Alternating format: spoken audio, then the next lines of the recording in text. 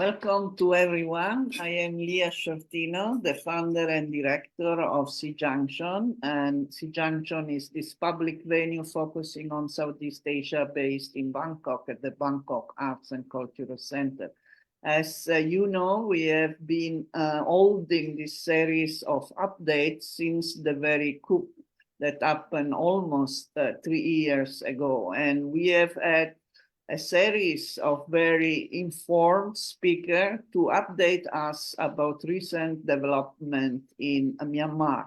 So we are very proud to have today a well-known journalist and media trainer who was bureau chef of DVB and now is associated with Mizzima as editor, trainer, etc., etc. To Latt.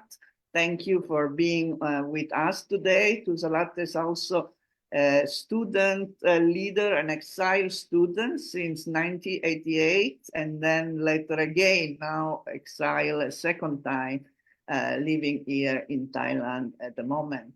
So please, Latt, as usual, we have about 20 minutes with you, and then we will open the floor for question and answer here on Zoom as well on Facebook. Please proceed. Thanks, Leah. Can I get my presentation? Yeah, and thanks for giving this opportunity. Well, okay, it's coming. Yeah, like, I like to start updating on what's happening in Myanmar, starting from the conflict, especially 10/27, October 27, and then there was a 11/27, there is a 11/11, 11 November. These are the series of military engagement happening since the start of 10/27 in the north. And these are the number. In terms of number, in Burma, Myanmar, we have 330 townships, and we have 316 townships having a serious clash of fighting. So this, you can see the amount of clashes, and there will be 28,000 events. And so, I mean, these are the all numbers, 60,000 armed clash, remote explosive, drone strike, crackdown, infrastructure destruction. So basically, Burma, Myanmar, it's, the entire month, it was driven by the serious clashes all over the country out of 360 townships. Next slide, please. And this is again, and also so far there is a 16 township which are under control, and actually it is 17. The recent one in Mo is in Pago, and so 60 townships. The map show that seized control by the resistant groups. Also, it is like around 200 military outposts in the north, and there are more. According to AA or Arakanese, they claim that they overrun more than 100 military outposts in the Western Front. And then, the border trade, of course, it is the China. I mean, almost all the border trade are stopped. And so there's, Thai, Burma, Thai, Myawaddy, there is an ongoing clash in Cochrane. So almost, all the border trade has a serious impact on that. And there was a very amazing, data around 1,400 CDM soldiers. There are out because of this clash. There are 2 battalions make out of 447 run and fight Sadhana. This is total Sadhana to the resistance force, and also very senior military officer KME K and Action K 11 are POW. At the moment, I just had this POW having a big issue among the ethnic groups, especially current. They have like 3,000, 4,000 POW. Who is going to feed them, and how to do with them, how to proceed with them. These are the big issue that a lot of ethnics, taking POW, that having a problem with them at the moment. Next one, please. Okay, this is what the numbers say. So far there are 577 groups. I don't know who is going to do all these armed groups, newly armed since military groups. 577 is quite scary, but there's a guy alone is 280. Also, there is a SAC site. They said, there are 107 battalion column brigades. Burma, Myanmar, 44 township are under martial law, but actually now more, especially in Rakhine and then northern. And also mainline the last, 6 month briefing to security and defense committee. He insisted, 132 countries are out of township are out of control. So which means, either resistant or other, compromise. At the same time, PDF, and they claim by the MOD Ministry of Defense, Uyemo claim that they have a troop over 200 townships under their control. So I think this is again, nowhere near ending conflicts in near future. And I don't know. I mean, there are a lot of guns out there with a lot of armed groups. I had to say, I mean, but a lot of resistance trying to do 2Cs, change of command, and go to at it. This is what happened on the ground at the moment. Another one, please.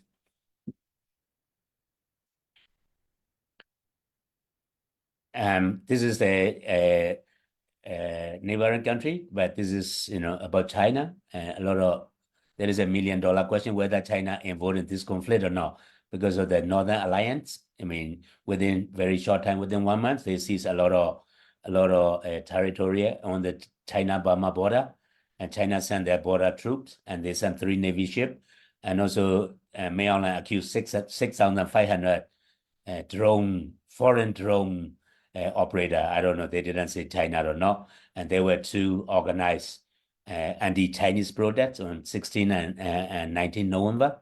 Very weirdly happened in Naypyidaw and Yangon. I mean, under military government, no one allowed to do any strikes, but these are the happening. So we don't know whether China involved or not, but the Chinese is now putting pressure, especially in Kokang, to have a ceasefire, and then under control, stability. So I think yesterday there are 255 civil society making a statement that not to involve in our domestic affair, but of course it is about China, will be always very important for Burma Myanmar issues. Can I have next one? So these are the Chinese issue. When it's national security and border stability, China, I mean, they don't really care who control, but because I mean, even they got along with Daw Aung San Suu Kyi and NLD, although we have a very different political system. So they would do business with whoever control the border. So their key concern will be national security and border stability, border trade. I think it's 67% of all Myanmar border trade is with Chinese. And 105 mine, last 6 months, it was 1.2 billion US dollar. Another one is one of their key issues is, Japan online scammer, and they wanted some BGF, especially in Koka, BGF leader and other, 10 people to arrest and send them. I don't know what will happen to current BGF now. There is a lot of worry that, like in what happened in Chicago, it is very paranoid. And also they put in pressure on 3 brotherhoods, namely Kokan, and AA, Arakan, and TNLA Ta'an. But only Kokan is share border with China. That TNLA and AA, they are a long way away. But anyway, they stick together as 3 brotherhoods. So the Chinese are driven like NCA. If you look at NCA recently, nationwide ceasefire agreement, Chinese was there, India was there, and Thailand was there. Only 3 neighboring countries present there. And also they are driven the sham election in 2025. Also another issue, it's about drug. Recently, UN ODC announced Burma Myanmar is a world drug producer. I mean, number 1, used to be number 2. Afghanistan was number 1. Now Burma is number 1 drug trafficker. So there will be another newly issued about these illicit drug issues where re-emerged. And also China always worried about using their territory about drug trafficking. Next one, please.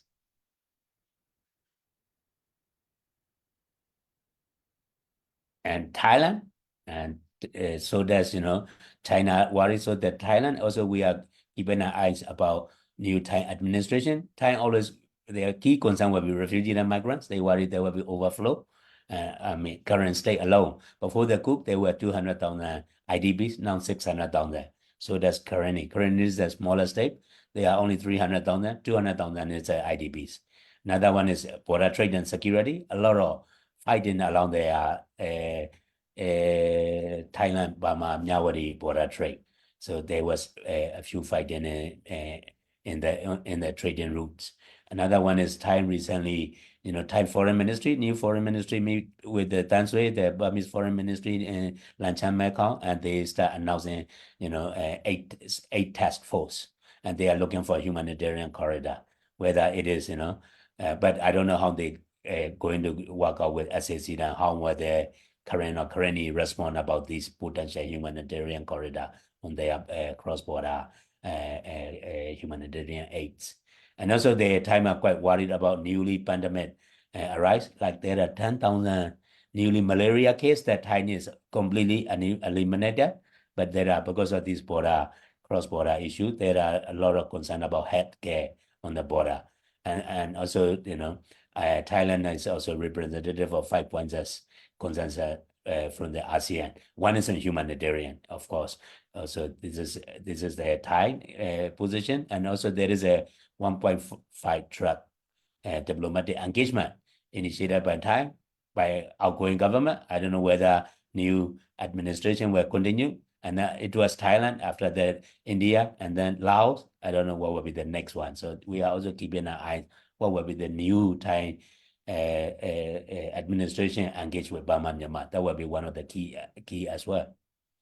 Next one, please. I just focus Thailand and China at this stage because these two countries are the most issues. So about the resistance, there is currently a lot of talk about Nissan Federal Union because there are two key issues, that is CRPH, those elected MPs, NUCC, National Unity Consolidated Council, and National Unity Government. So these are the three keys players. Of course, there will be other ethnic groups concerned. So there is a two biggest issue. One is about the federal charter, and one is about the transitional federal arrangement. So these are the key players, and then followed by the ethnic groups. Next slide, please.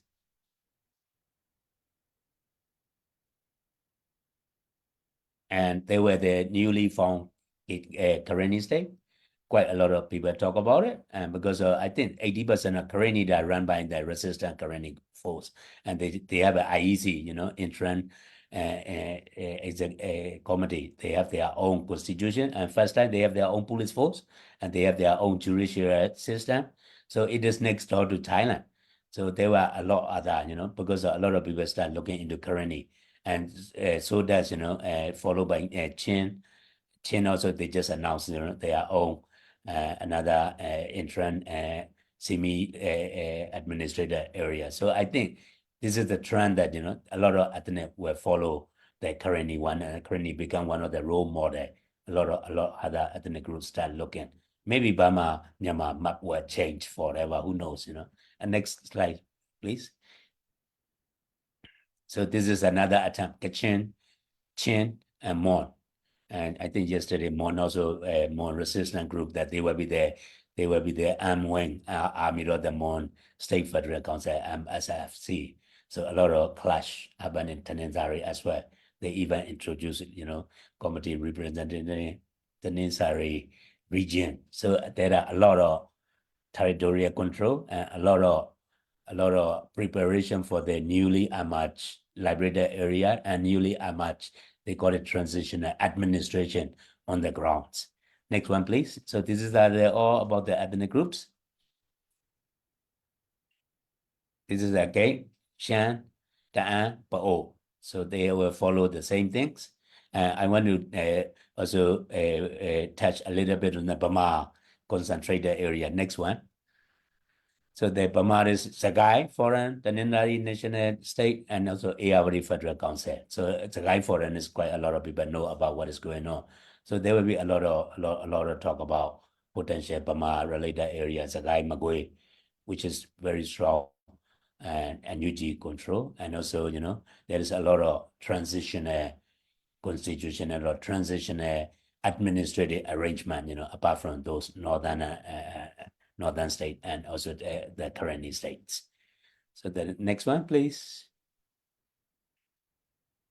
All right, this will be my takeaway point. So is it the conflict tipping point?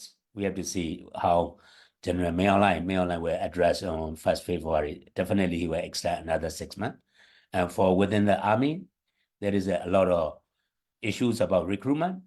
No one really joining. Recently, there was a very prestigious DSA, the Defense Service Academy graduation. They did very secret. And we know that there is not very many people joining. And also whether, there are a lot of reports, only Myanmar Army terminal control 30%. We have to see, which one is really true. Another one is about the economic bankruptcy. You will see the long queue in big city like Yangon, Mandalay, Naypyidaw, just to get a petrol. And there is a lot of dollar crisis and dollar shortages, and also the cocaine wine, and because of all this border trade problem, and also no one, a lot of investment moving out of Myanmar. So there is almost, playing of the economic bankruptcy. And also the latest talk about peace talk is going to be the made in China peace, because China want both sides to, to do the negotiated settlement. And there is only temporary truce as of now, and they are not December. But I think in Namsan yesterday, the Namsan state in the north, they still continue fighting as usual. But only, I think, Kokan is seizing, because Kokan is, as I said, only the territorially connected with the China. Another area that the army belongs a long way away. And also for the resistance, there is a lot of talk about federal union, federal charter, TFC mean transitional federal constitution, and also CPA is the common political agreements that they are working on. At least for those semi-liberated area, what kind of administration? So this is from the resistance groups, namely NUCC, NUG, CRPH, plus some of the ethnic group are seriously talking about these issues. Another one is scammer online, because the Chinese regime, one of the keys is about deporting Chinese scammer. What about like I said, in the current area, like Sciortino? Because of the Chinese request the Burmese army to send their tank who are running the border guard force, same in Thailand. And that was one of the main reason that China is involved in that. Another one is again drug issue. Then UN ODD Burma Myanmar become one of the main, because of conflict, there is no any other job opportunity. I don't want that, there will be a lot of people going back to their easy quick cash crops. And humanitarian crisis, there is a 2 million IDPs and 17 million Burmese needed the humanitarian aids. So I think also, again, we have to keep our eyes what are the role of China, Thailand, India, and ASEAN for the end of this year and then early next year. How do they engage Burma, Myanmar will be, again, Burma issue will be one of the regional and international issues. All right, these are all my thoughts at the moment, and I'm happy to answer any question. And then, yeah. Yes, thank you very much for this very comprehensive overview of what is happening in Myanmar this last month, but also the context of some of the key issues, including the increase in armed group, as well the federalism issue, which is indeed a very important issue for the future of Myanmar. We have already 3 questions coming, even if the participants are not too many, but they ask a lot of questions. So 2 are related actually to the China talk with MNDAA, with the Myanmar National Democratic Alliance Army. So one is about cost. How much cost will this imply also for the junta? What is the implication for the junta, but also for China? What is trying to achieve? And then the talk were only with, and this is another question, were the talk only with MNDAA, or they also included AA and TNLA?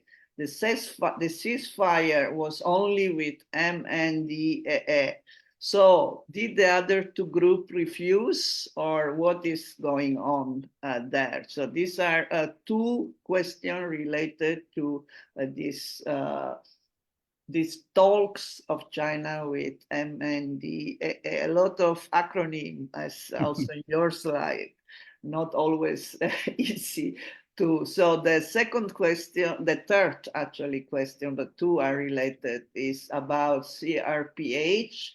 Is it blocking decisions such as drafting of the transitional constitution by claiming only they have the legitimacy to do that? If so, how can this block be sorted out? So there are another one coming, but I wait because these are already quite significant questions. So please go ahead with this first. All right, I will start with China. Of course, China put pressure, and then their state media reported that they successfully negotiated. I'm not sure what does it mean by successfully negotiated, but they bring a kind of cease hostility anti-Mizzima. They were successful in that bringing, but as I said, they will stay. Fighting continue in the north. The 105 trade was Bowman and fighting. So do they involve? Yes, in the picture. Three brothers who involved because they were only want to talk three alliance, three brothers who alliance like AA and Ta'an. They were together on the picture, so they were sit together. But of course, the main is because of their territorial connection. I think China want more MNDAA, the Kokan groups, to do the kind of the truce and want to reopen the normal trade and about this. So main pressure will be on them. That's why I mean the Chinese put a lot more pressure on Kogan than two other one, Aid and Ta'an. That is true. But they said that they make the statement very clear that they will continue as a kind of coordinated attack, or they will continue until they achieve their political objective, which means they started in the north, but the entire, like I said, there is a 10/27, 11/11, November 11 in Terani, and also many other in Sagaina and fighting. So these are the coordinated attacks. So in terms of militarily, I think those attacks are very well organized and connected in terms of military attack. But in terms of political arrangement, that's a different thing. And more or less, we already had the China put more pressure on Kokan, MNDAA, as a territory controller and next door to them. That's come out of the natural. And also we had the Burmese army was there and just saying very abused word that, don't deal with the terrorist group, namely and UCC and UG. And, and also, they just want their territorial control. So, but one thing for sure, no one want to lose face with China. That is the fact. Both Three Brotherhood and also Burmese army, they are not afford to lose face with China. So that China has a leverage. So we have to keep an eye what kind of pressure they're going to put on.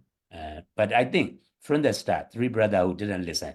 China did another meeting in June, if I remember correctly, June and July. That was in the Burmese side. This time was in the Yunnan side, Chinese side. So that is completely different, 6 months ago and this time, because of the Three Brotherhood is literally the 200 military outposts and running, controlling most of the border trade. So this time is completely different. But as I said, they have very, very hard to say no to Chinese because from both sides, it is a Three Brotherhood plus SAC too, because of when it's come to China interest that impacts you. So I think we are also keep my eyes and monitoring about these Chinese. About the CRPH, about their legitimacy, they were claim about legitimacy. That they are maybe trying to delay or blocking decision regarding the drafting of the transitional constitution by What, claiming China? that no, this is CRPH. Okay. Are they kind of delaying the process or blocking the decision to draft this transitional constitution? And if so, what can be done? Actually, yeah, I'm not elected MPs, and CRPH is found with the elected MPs from 2020. They should answer this question. I'm a journalist, but what I can see is, of course, they will be very clear that there is a natural that they will claim their legitimate role, because we 88 students, we've been fighting for 1990 election result, which never honor. But the UN and other, we have an experience until like 10 years, about the 1990 election result. So the CRPH will do the same. They will claim their legitimacy. They are the legitimate government. They will claim 2020 election result. So which is, they have every right to claim. But at the moment, is that any problem? I can easily imagine there will be a lot of problem as well about the federal constitution. Where are you going to approve this charter? Where is the parliament? These are the question. Is that only CRPH has the rights? Or what about other actually laterally controlling their own system? Like current, let's say, they have their own administration for a long time. They have police force, they even claim for government. What about the currently? The IEC, they just claim for their legitimacy. What about their relation with them and CRPH about legitimate claims? So my point is there will be competing legitimacy claim mainly with the ethnic groups. And this is very natural because by their nature, they are the elected MPs. But what I'm not sure is for how long? For 5 years, or it is forever, or at some point. But I think they have to negotiate this one really hard. They need to agree. What if there are more town in the semi-liberated, and they have to agree to negotiate de jure and de jure power and de facto power. That is one of the key success for the resistant group to have a negotiated agreement, like they are working on this CPA. It's in my slide, Common Political Agreement for the temporary administrative arrangement. So I'm not saying that it is easy, because one is with the legitimacy, right? One is another competing legitimacy, and it's a long way to go. But they have to show, both Burmese and international community, that if there is no SAC, this is how we're going to run the state affair.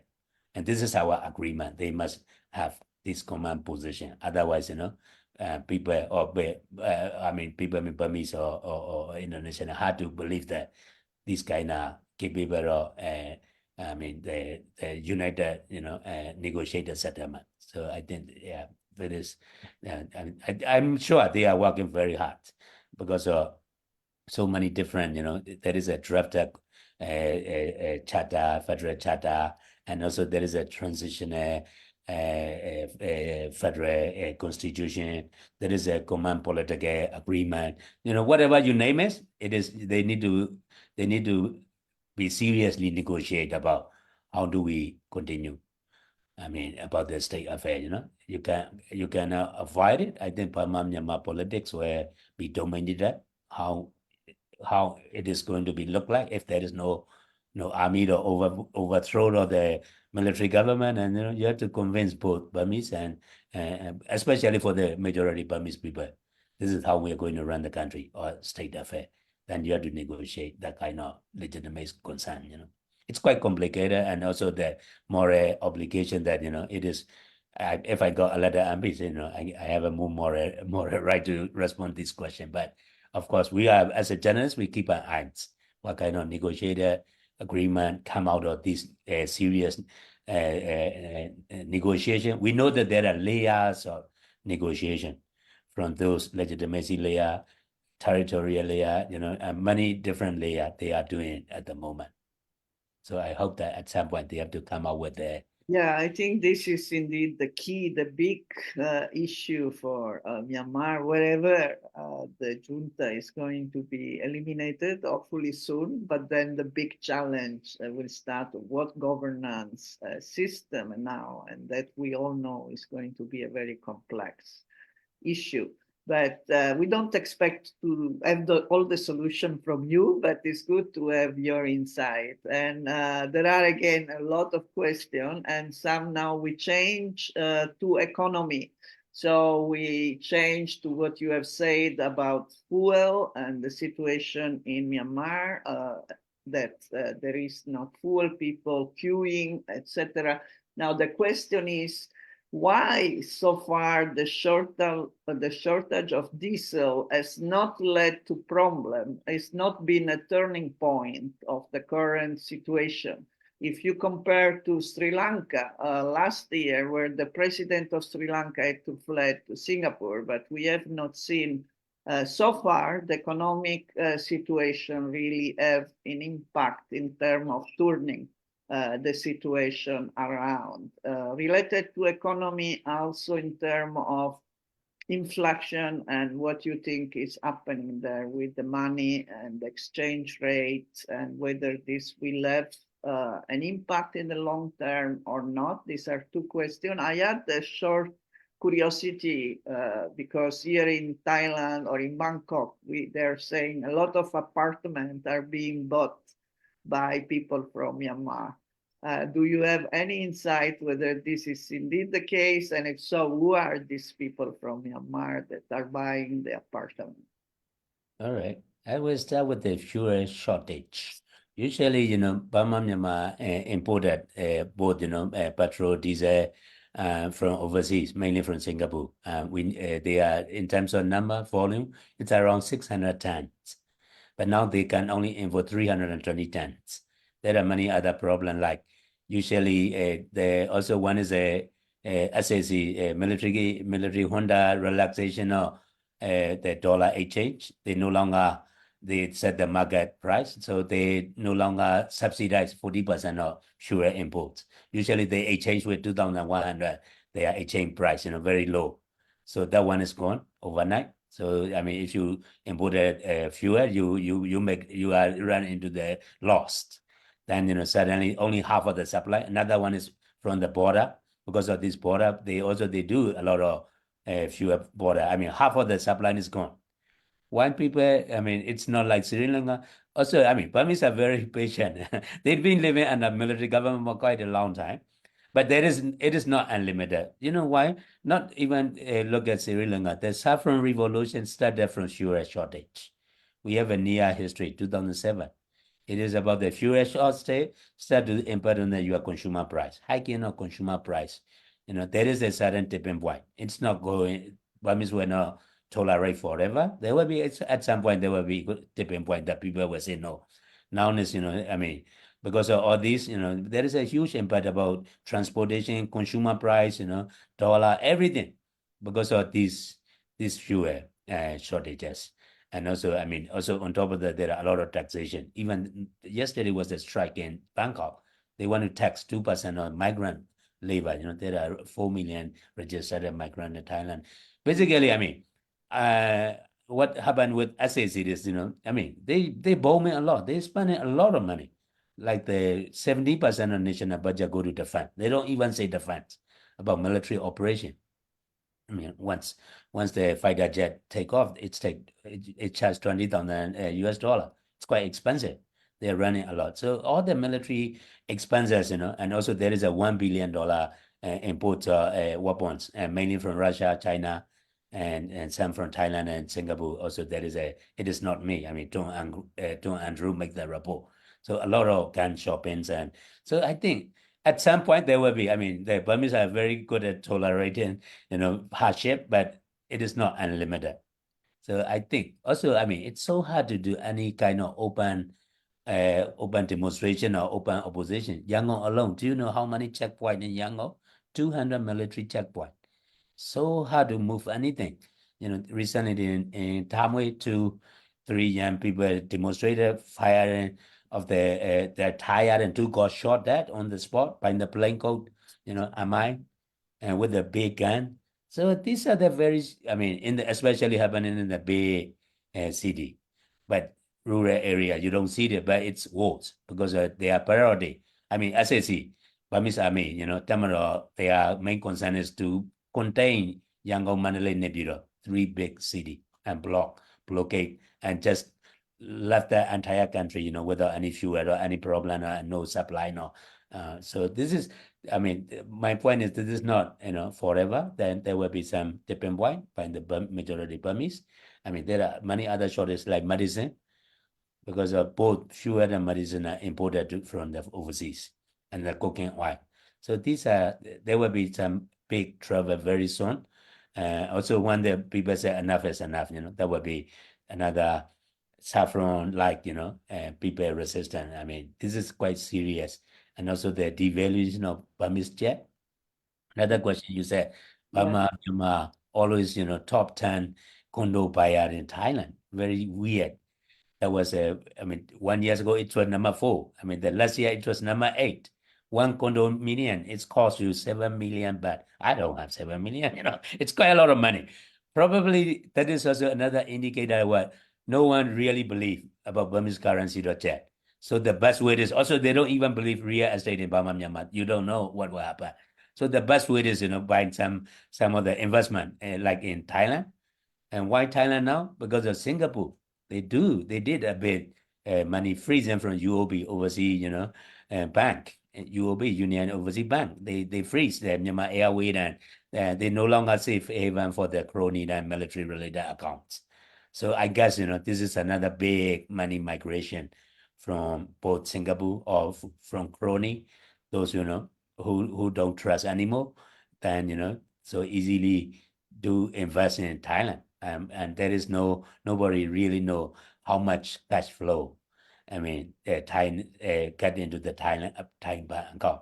There was one Thai professor recently told me Thailand work on the cash migration, but not the human migration, which is very true. They don't want the refugee and migrant, but they want the dollars and, you know, money coming into the country. Thailand also having broke, you know, their prime minister said Thai economy is not doing well, so they need other cash flow as well. So if I'm a Thai, I quite like, you know, there is a problem in Burma, and also I will be very happy if I'm a Thai export import people, because there will be problem in China. Then Burma, Myanmar has no choice, has to rely on Thailand for border trade again. So these are all, you know, impact of economics friends. Also, I mean, my point is, you know, it is not unlimited. At some point, Burmese will say, okay, enough is enough. I mean, on top of this, all military and losers or security concern, and because it's impact on each and everybody's, about consumer price, about the transportation, about, you know, your money is suddenly, you know, useless overnight, and there will be a lot of shortages. I mean, the key one is electricity. In Yangon, I live in Yangon for 9 years. If you have no electricity, you don't have a running water. There are a lot more consequences, and there will be no business, no factory. Like Burma, main export is like garment, you know, and sportwear issues. How can you run without petrol? And then the running cost will become very high, and then people will leave. Even Chinese community are leaving, you know, like many garment like H&M, and like Swedish one, they are talking about leaving Burma, Myanmar. That were important 45,000 Burmese worker. So there will be a lot of economic mismanagement and consequences that another front that Burmese Tamarod is going to face. You know, this one is much more serious than, I think, the military campaign, I guess. So that is, you know, just a matter of time. You will see another Sri Lanka version, or, you know, people run out of the patience and say no more to military coups, you know. So I think, yeah, too bad that who will be impacted more, small people, like very poor people. I mean, a lot of people making their living in very poor condition. If you look at the poverty rates, probably maybe entire half of the Burmese nation are under below the poverty line. A lot of refugees, and I think there will be consequences, you know. So how long Burmese can tolerate? Let's see, you know. I'm not a fortune teller, but it is not unlimited. At some point, majority people will say enough is enough, you know. I mean, no more economic mismanagement, no more spending, you know. I mean, all sides. I mean, if you have a military operation everywhere, how many clash a day? How much money? Nobody actually come up with the war economics, calculate that daily loss of war on both sides, you know. That would be very interesting analysis. But yeah, my point is, you know, It is not unlimited. There will be at some point, there will be limited and people will say enough is enough. Yeah, there was a comment that already people from Myanmar have said that it's enough with this military coup, but still the coup is still there, the junta is still there. So what is the trigger point at some point that indeed will bring the change? But we have a lot of questions, but I am afraid we cannot really address it all.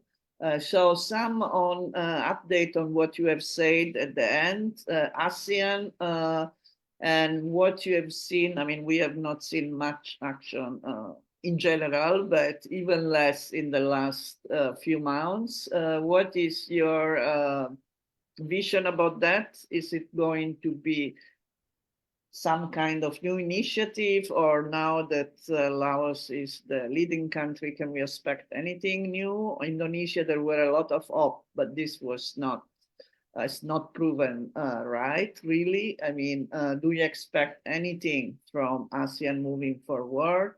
Another question is, the question is, I hear that TNLA has taken Nanshan yesterday. Can you confirm that this is the case? And can you confirm TNLA has captured at this, I don't know what it is, I confess, ZPU-1 anti-aircraft cannon in Nanshan? So this is about the update of the fight that are occurring. And last question about the drugs. You mentioned that it was #1 drug, and indeed with the Taliban in Afghanistan at the moment, not cultivating or pretending not to cultivate opium is indeed this has always been the case, right? One less, the other one more. So what is the implication of that, of Myanmar being #1? All right, I will start with ASEAN. I mean, ASEAN changed a lot. I mean, traditionally, the non-interference ASEAN, ASEAN don't have any experience pressure, their mama country, except Burma, Myanmar. That was maybe I have to say first time. At least they leave the Burmese position vacant. That's enough. I don't expect much out of ASEAN because traditionally, ASEAN traditionally don't pressure. Whether they like it or not, they will stick with this 5-point consensus. But some country like Thailand, they start saying we are neighbor and they start engaging their neighbor diplomacy like 1.5. Track one but within ASEAN there is split. We all know that, like Indonesia, even Malaysia and Singapore are very amazing. I mean, they are not. They said that they can no longer tolerate. That's as far as we can get. So whether are they changing? I think I did. I mean, a lot of ASEAN study. I did my master in Asian study. A lot of ASEAN. I mean, this is actually quite a lot already when it's come to Burma. At least they just leave vacant seats, and I don't expect ASEAN because they all have their problem in their own backyard. They are also like Philippines or Thailand, or you look at it, they have, and the rest is communist country, Laos and Vietnam's. I think Vietnam also have a lot of others, and Indonesia dealing with their own domestic political election. But there is, at least they try to be consistent with the old chairmanship, new chairmanship, and they will do. I mean, like 5 points as consensus. Some political, some are not achievable, like ceasing hostilities and appointing their envoy. But there's some are achievable, like humanitarian assistance. But they should start look beyond the state to state, engagement. I mean, like Thai foreign minister meeting with Burmese foreign minister Tan Sui in China and trying to address issues because I mean there is a spillover. There will be a lot of people running to Thailand or Malaysia or Singapore or a lot. Even in Laos, I was in Laos. I never see Burmese migrant worker in Laos. It was shocking.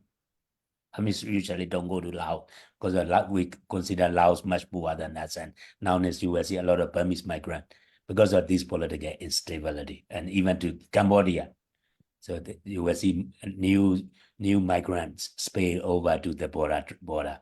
But for politically or in terms of pressure group, ASEAN by nature, they are not not very accustomed and no recorded history to, pressure on their member countries. So don't expect too much out of ASEAN, but at least vacants about their representative, it is good enough.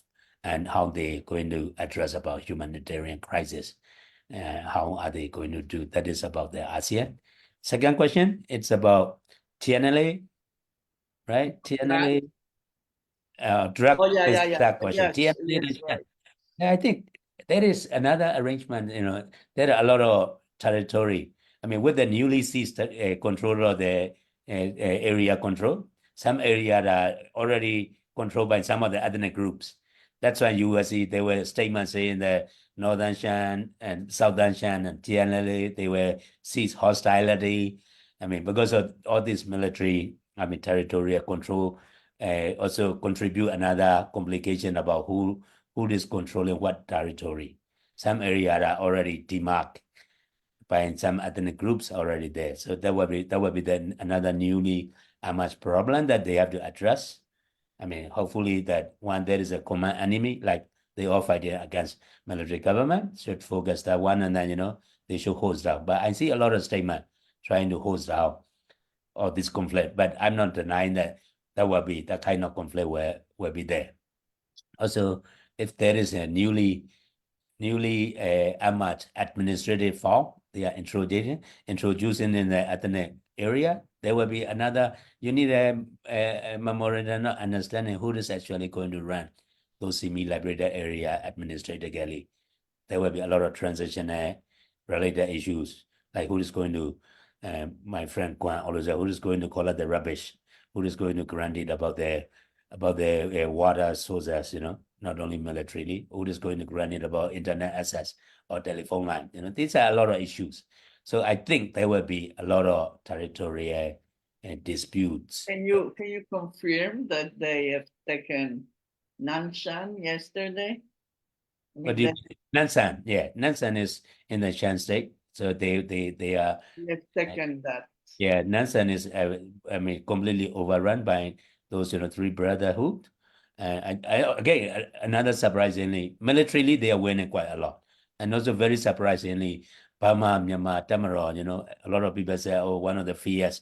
And I mean, they're losing so badly. I mean, they are morally so low, Namsan is another example.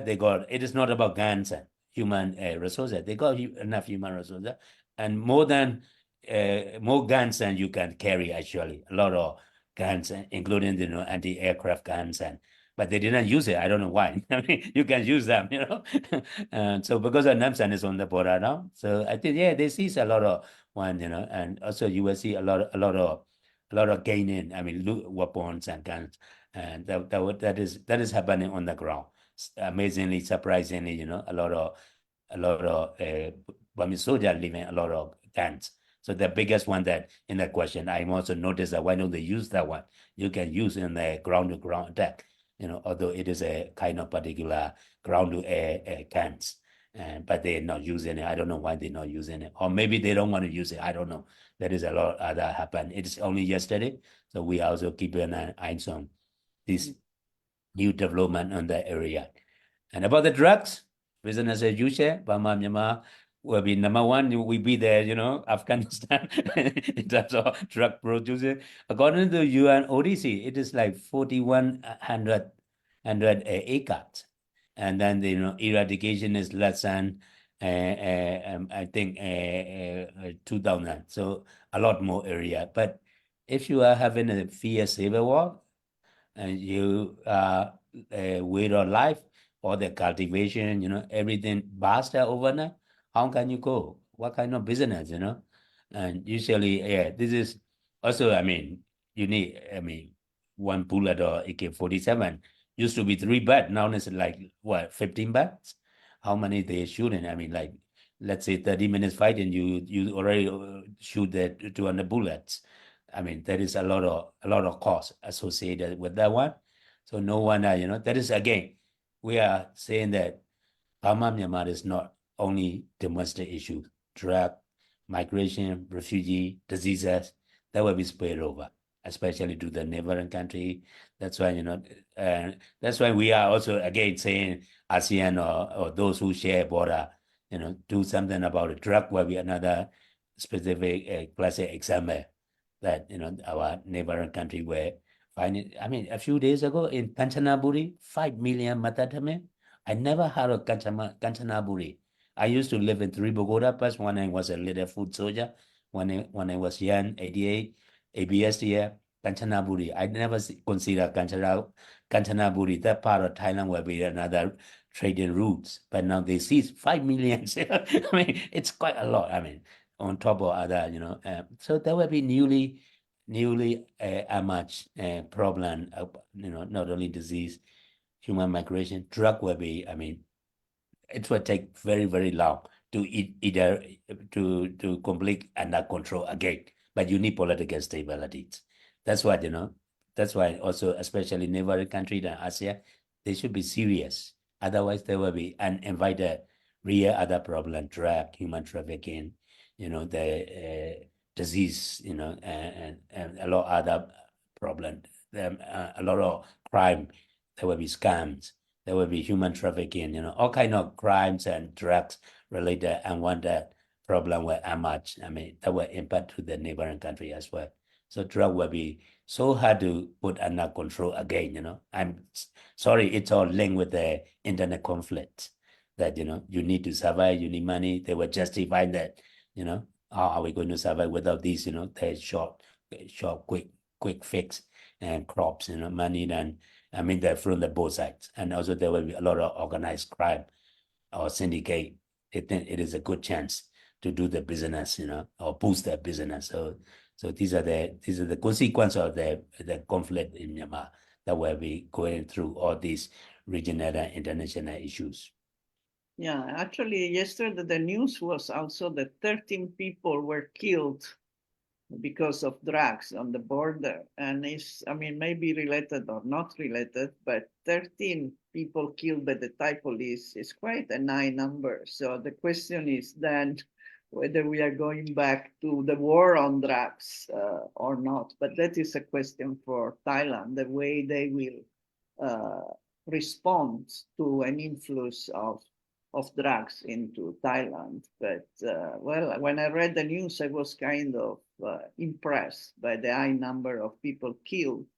And the excuse, of course, is always the same, that they were opening fire on the police and that they were trying to run, etc. But that we have heard before. So these are worrisome development also for Thailand in terms of policy on drugs that needs to be watched. So there are still a lot of questions, but we arrive to the end of today, which is really too many questions. I cannot pose it to you. There is one which I think is good as conclusion, which expect you to see into the future and is asking,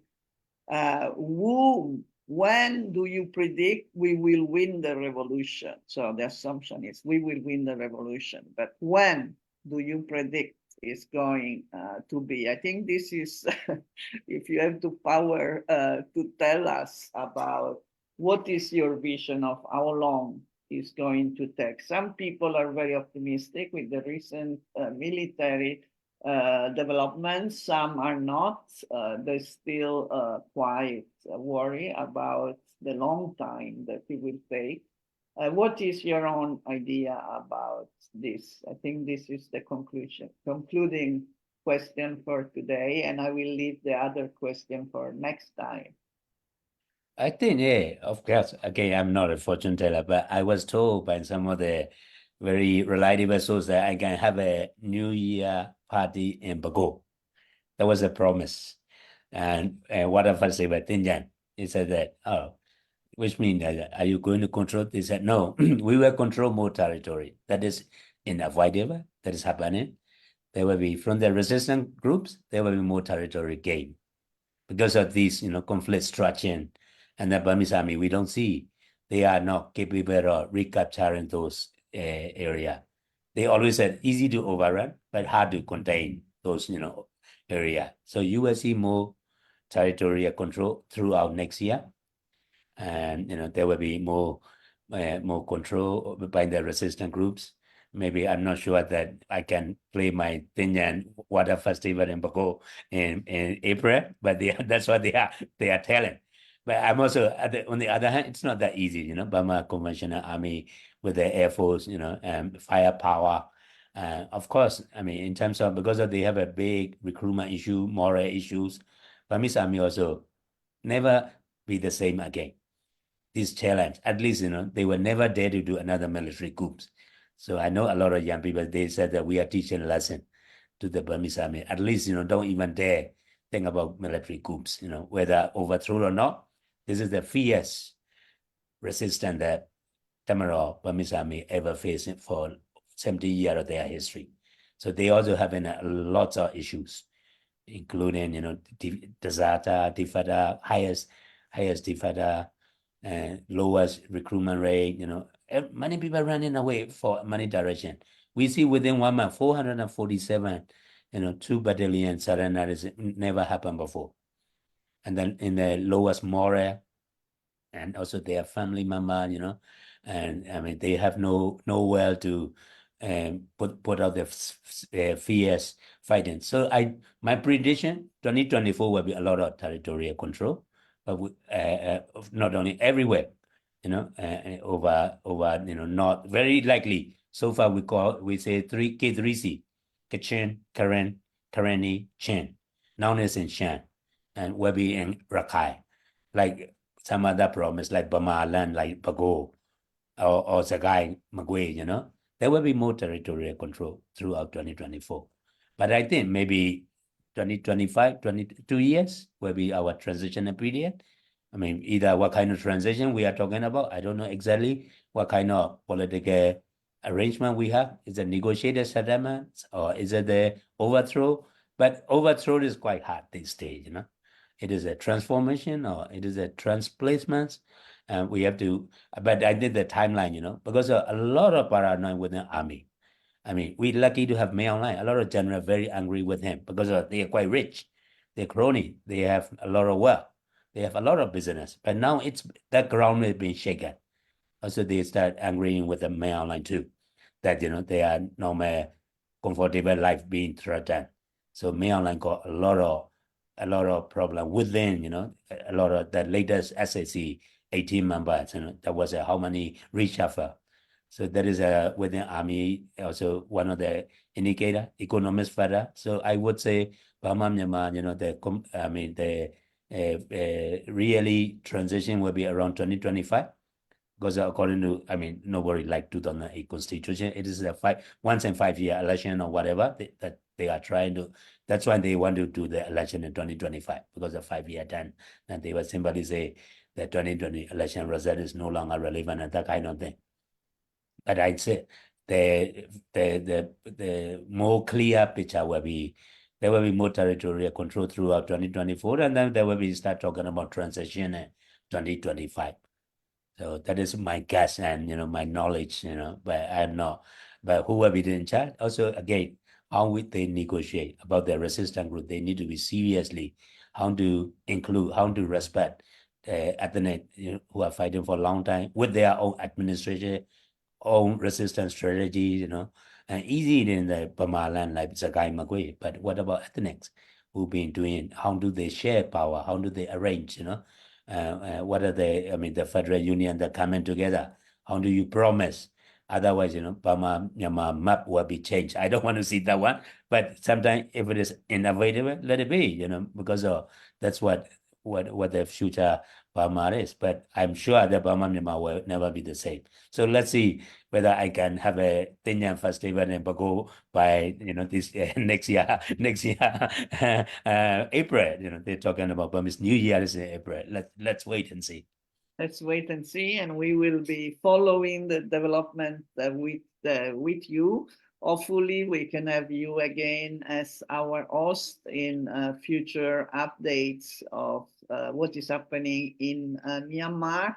Thank you very much for all the information and the prediction with some dates, 2024 to 2025, and we will see if indeed your prediction somehow meet reality or we need to adjust. Of course, we hope for earlier than that, but you may be more realist. There was a question also related to transitional justice and preparing for becoming a country again, a different country, like you said, but still, whether it is time to start to think about that too. But that we can discuss next time when we meet again. So once more, thank you very much for being with us and answering so many diverse questions.